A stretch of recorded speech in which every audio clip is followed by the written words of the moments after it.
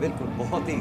White horse कभी नहीं बोलते, सफेद घोड़ा कभी नहीं बोलते, ग्रे कभी नहीं बोलना चाहिए। ये कैवलरी जो जनरल साहब ने बताया, oldest regiment in the world in India. क्यों नहीं होता? शोभना जी एक पूछा कि जो हमारे दूरदर्शन वाले हैं, इस बार दूरदर्शन ने अपने रेजोल्यूशन को मेरे ख्याल से 12 टाइप देखिए T90, हाँ। जनरल साहब T90 आ चुका है, ये ताकत दर्शा रहा है, जैसे कि आप लोग कह रहे हैं मैकेनाइज्ड दस्ता है ये इस समय टैंक T90 भीष्म इसको वो है, और बिल्कुल गणतंत्र दिवस की शान इस कर्तव्य पथ की बढ़ाता हुआ, और नेतृत्व जो है वो 74 आर्म्ड रेजिडेंट के कैप्टन नवजोत सिंह कर रहे हैं। इस समय सलामी लेते हुए आपको नवजोत सिंह दिखाई दे रहे हैं, राष्ट्रपति को सलामी देते हुए। मैकेनाइज्ड दस्ता टैंक T90 भीष्म है ये। जनरल साहब टैंक देखिए, मतलब वो तो गाने भी है ना, दुश्मन के दिल हिलते हैं। देखिए शोभना, मेन बैटल टैंक जो होता है वो देश की पावर को दर्शाता है, इसलिए ये बहुत इंपॉर्टेंट है।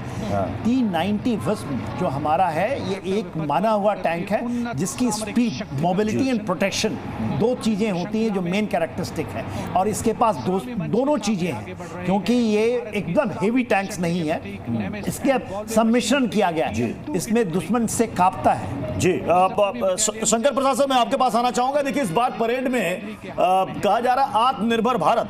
अभी हम देख रहे हैं T90 भीष्म टैंक, इसमें हम थोड़ी देर में हम नाग मिसाइल सिस्टम, सारक tank, BrahMos mobile launcher, Chetak all terrain vehicle, ये सब कुछ प्रदर्शनी में हम देखेंगे। स्वदेशी के साथ साथ सर अत्याधुनिक होना, ये बहुत ही शानदार समायोजन है।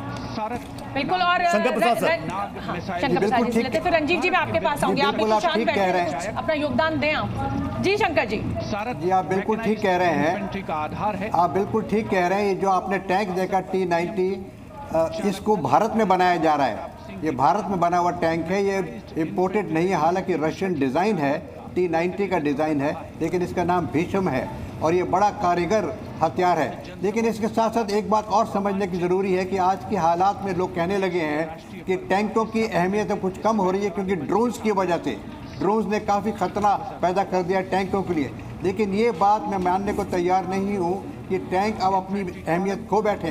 टैंक को इस्तेमाल करने का जो तरीका है, उस तरीके को हमें बदलना पड़ेगा। उस तरीके को हम जिस तरह से इंडियन आर्मी में कहते हैं कॉम्बैट कमांड्स के जरिए, जिसके अंदर हेलीकॉप्टर्स भी होते हैं जो कि ड्रोन्स को भी नष्ट कर सकते हैं, तो टैंक की अहमियत उतनी ही रहती है जितनी पहले थी, और आज भी उतनी ही है, बल्कि कोई कमी आई नहीं है। और देखिए अब जनरल साहब नाग मिसाइल सिस्टम आ गया है, अब नाग मिसाइल सिस्टम, टैंक की तो अहमियत है ही, लेकिन मिसाइल्स की भी बड़ी अहमियत है, और अब वही दस्ता इस समय हमें कर्तव्य पथ पर जनरल सिन्हा दिखाई दे रहा है, और इसको नाग मिसाइल सिस्टम कहा जा रहा है। जी देखिए ATGM कहते हैं, एंटी टैंक गाइडेड मिसाइल, सारथ नाम है इसका। हाँ, सारथ नाग भी हमारा ही बनाया हुआ है, और ये 3rd जनरेशन मिसाइल है, फायर एंड फॉरगेट, आप फायर कर दीजिए अब भूल जाइए, वो अपने जाके टारगेट को हिट करेगा, और हम लोग आगे बढ़ रहे हैं 4th जनरेशन और 5th जनरेशन, तो सारथ उस जगह। लेफ्टिनेंट ऋतिक चौधरी इस समय सलामी देते हुए राष्ट्रपति द्रौपदी मुर्मू, और मैं इसलिए बता रही हूँ, देखिए बहुत मेहनत, महीनों की मेहनत लगी हुई है इस सैन्य दस्ते की,